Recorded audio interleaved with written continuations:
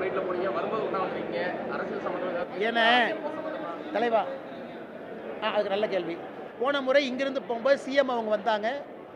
CM அவங்க நம்முடைய கோயம்புத்தூருக்கு வந்திருக்கிறாங்க. அவர் விமானத்துக்குள்ளே வந்த பிறகு எந்திரிச்சு அவருக்கு மரியாதை செலுத்தி கோயம்புத்தூரில் அந்த திட்டங்களை எல்லாம் கொடுத்ததற்காக நன்றியும் தெரிவித்து தான் என்னோட இருக்கையில் போய் அமர்ந்தங்கன்னா, ஏன்னா நம்ம முதலமைச்சர் வந்திருக்கிறாங்க, அது வேறு. அரசியல் வேறு, அது வேறு.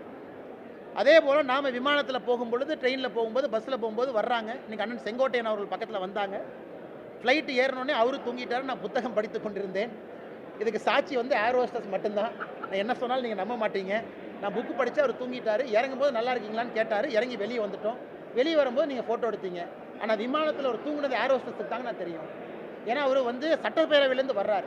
நாங்கள் பேசவே இல்லை. நான் புத்தகம் படித்து அவர் தூங்கினாருன்னா எந்த அரசியலும் பேசல. போகும்போது பேசல, வரும்போது பேசல.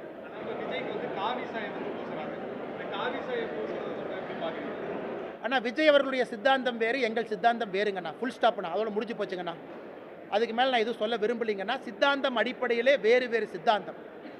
ஆனால் ஒரு நியாயத்திற்காக ஒரு உண்மையை பேசுவது என்னை பொறுத்தவரை தவறில்லை, எங்கள் உரிமை, கடமை. அதில் அரசியல் சாயமெல்லாம் கோர்த்து அதை பூசி பார்ப்பது அது அழகல்லன்னு தான் நான் பார்க்குறேன்.